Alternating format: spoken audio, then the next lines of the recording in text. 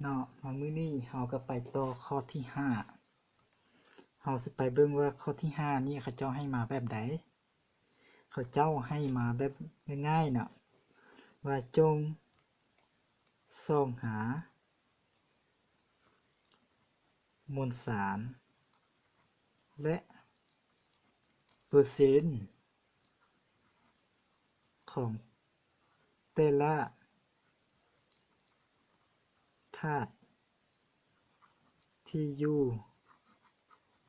ในธาตุผสมอาซิดซัลฟูริกจำนวน1กิโลกรัมก็เจ้าให้คำถามมาในนี้นะให้เราไปส่องหาว่าเราจะไปซอกได้จังไดคือข้าพเจ้าว่าหั่นเนาะในตอนที่แล้วก่อนที่เราจะไปแก้ได้เราก็ต้องเข้าใจคำถามที่เขาเจ้าให้มาว่าเขาเจ้าให้จังใดมาแน่และเขาเจ้าอยากได้หยังแน่จังซี่เราจึงไปแก้ได้บัดนี้จากที่เราไปเบิ่งคำถามแล้วเนาะเขาเจ้าว่าจงส่องหามวลสารและเปอร์เซ็นต์แม่นบ่ความหมายว่าเราก็ต้องได้ซอก2ตัวเนาะของแต่ละธาตุที่อยู่ โอ้ยขอโทษละลายเนาะที่อยู่ในธาตุผสมอาซิดซัลฟูริกตัวนี้จำนวน1กิโลกรัมฉะนั้นเราก็ต้องไปซอกก่อนเนาะเราก็ต้องไปซอกก่อนว่าอยู่ในหั่นมันมีมวลสารของแต่ละธาตุหั่นอยู่จักกรัมหรือว่าอยู่จักกิโลกรัมแล้วเราจึงไปซอกหาเปอร์เซ็นต์ของมันจึงได้นะโอ้ยขอโทษละลายนะวันนี้ข้อนี้เราก็ไปแก้เราก็ไปซอกมวลสารโมเลกุลของมันก็แหละทุกเทื่อเลยจังซี่นะของธาตุอาซิดตัวนี้นะฮู้ว่าไฮโดรเจนตัวนี้เท่ากับ1มาสตัวนี้เท่ากับ32แม่นบ่ออกซิเจนนี้เท่ากับ16เสมอเลยเท่ากับ16บัดนี้เราจะได้มวลสารโมเลกุลของอาซิดซัลฟูริกตัวนี้เท่ากับหยังเท่ากับ1คูณให้2เพราะว่าไฮโดรเจนมี2ตัวเท่ากับ3บวกให้32บวกให้4บวกให้16คูณ4นะเพราะว่า4นี้มันมีออกซิเจน4ตัวก็เลยคูณ4นะเท่ากับหยังทั้งหมดเท่ากับ90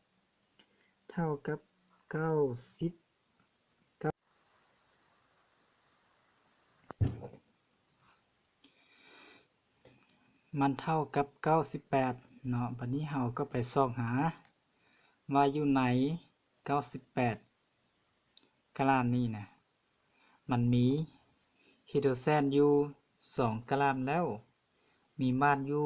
32กรัมแล้วมีออกซิเจนอยู่เท่าไหร่64เนาะ16คูณ4มันจะออกเป็น64กรัมแล้วเนาะส่วนลายอยู่ใน1กิโลกรัมตัวนี้นะมันจะมีแต่ละธาตุแต่ละอย่างตัวนี้อยู่อย่างละจักกรัมเพราะว่าเขาเจ้าว่าจงส่องหามวลสารของแต่ละธาตุแม่นบ่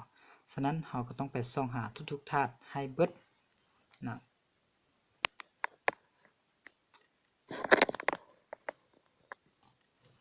เราก็ไปส่องหาแต่ละธาตุให้เบิดว่ามันมีเท่าใด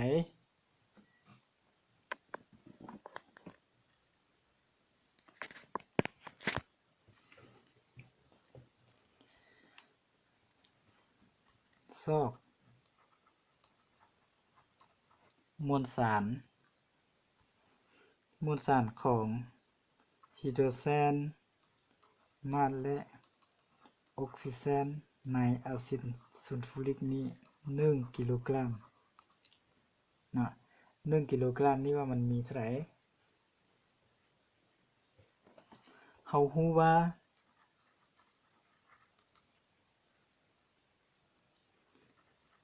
อาซิดซัลฟูริกนี้นะ98กรัมนี้มีไฮโดรเจนนี่อยู่2กรัมนะ2กรัมตัวนี้นะ2กรัมมาสอยู่32กรัมและออกซิเจนนี่เท่ากับ64กรัมนะอยู่ใน98กรัมนี่นะแล้วถ้าว่า1กิโลกรัม หรือว่า1,000 กรัมเพราะว่า1กิโลกรัมนี้มันมี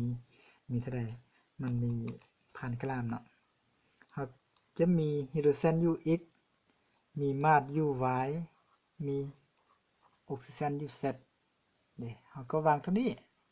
เราก็วางแนวนี้แล้วเราก็ไปส่องหา x y z เราจะได้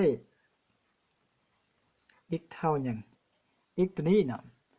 x ตัวนี้เท่ากับเราก็ค้นคว้ยกันเดี๋ยว x เท่ากับ2คูณให้ 1,000 ส่วนให้98ส่วนให้98มันออก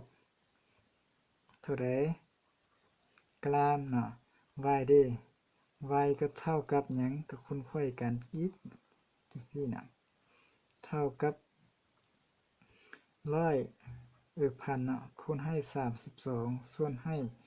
98เท่ากับกรัมเนาะตัวนี้มันก็ออกเป็นกรัมแล้ว z บัดนี้นะ z เท่าหยัง z เท่ากับเราก็ค้นคว้ยกันอีกเนาะ1,000คูณให้64อยู่พี่1,000คูณให้64นะ64ส่วนให้98เท่ากับจากกรัมอีกบัดนี้เราก็ไปคิดไล่อยู่นี่ว่ามันออกเท่าใด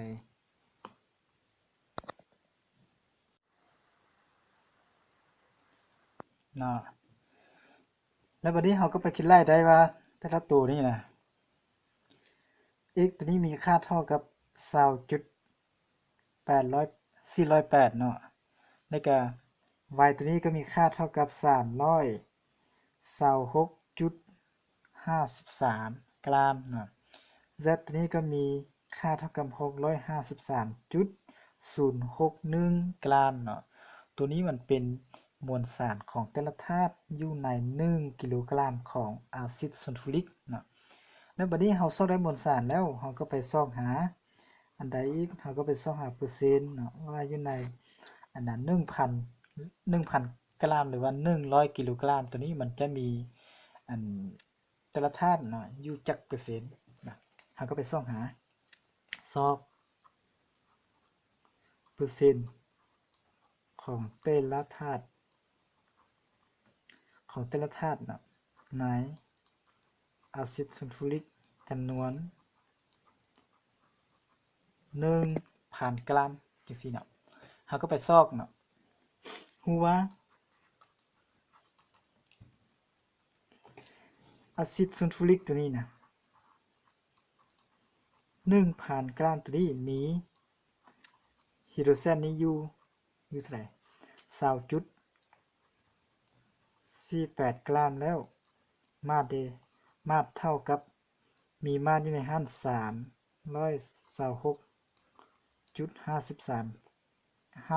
เนาะ53 กรัมแล้วเนาะและแก่ออกซิเจนนี้เท่าหยังเท่ากับ653.061เนาะเขียนลงหน่อยนึงเด้อ6ออกซิเจนนี้เท่ากับ653จุดให้061 กรัมแล้วเนาะอยู่ในจำนวน1,000 กรัมนะถ้าอาซิดซัลฟูริกตัวนี้ 100% นี่นะ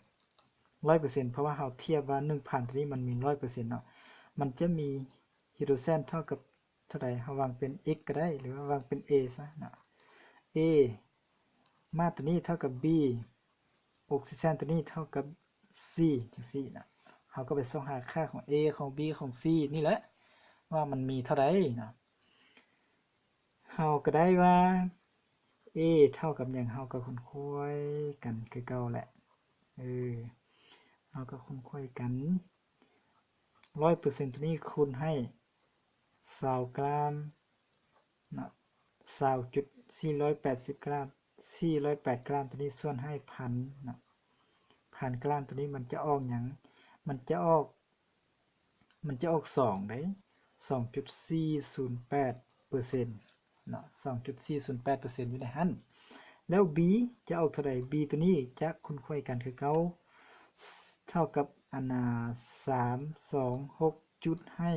53 กรัมตัวนี้คูณให้ 100% อยู่นี่เนี่ยเราก็คุ้นค่อยเนาะคุ้นค่อยจังซี่เท่ากับ100คูณให้ 100% ส่วนให้1,000ตัวนี้แหละ1,000คือเก่า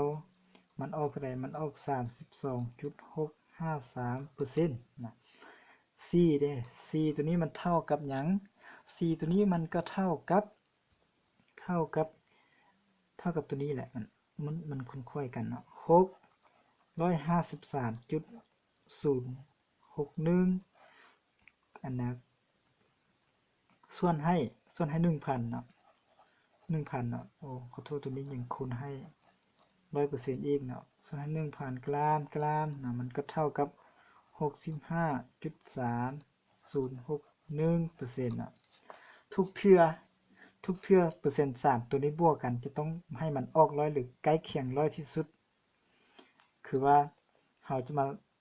พวกนี้มันเป็นคำตอบเลยเนาะเพราะว่าอยู่คำถามเขาบอกว่าจงส่องหามวลสารของตัวนี้ข้าพเจ้าเขียน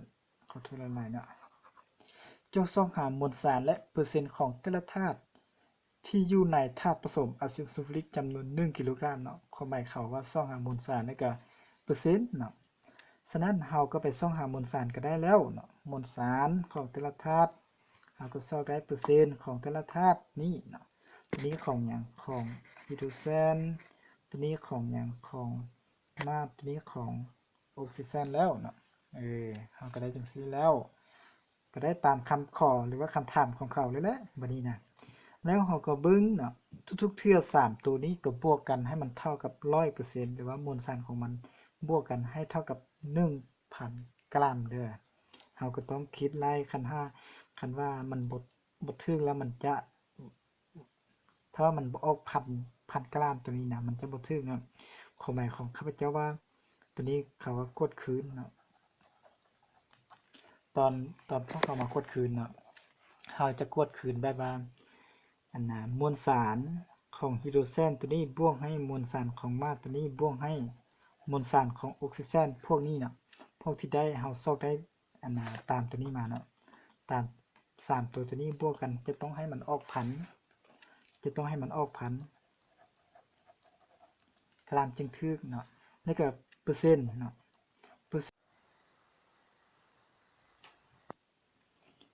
เปอร์เซ็นต์ของ3ตัวนี้มันบวกกัน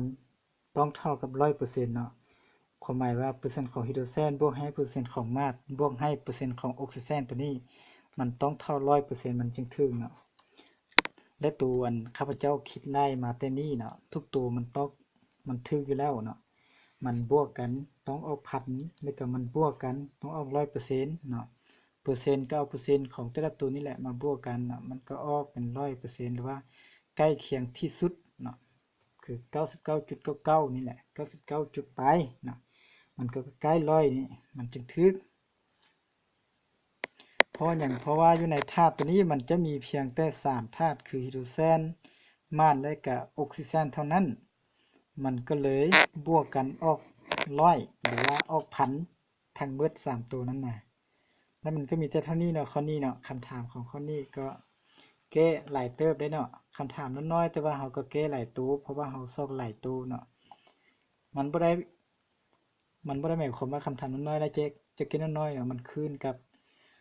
คำที่เขาเจ้าถามหรือว่าแนวที่เขาเจ้าอยากได้คันเขาอยากได้หลายเราก็ได้ซอกหลายก็ได้แก้หลายจังซี่เนาะซั่นแหละมีได้เท่านี้ต่อไป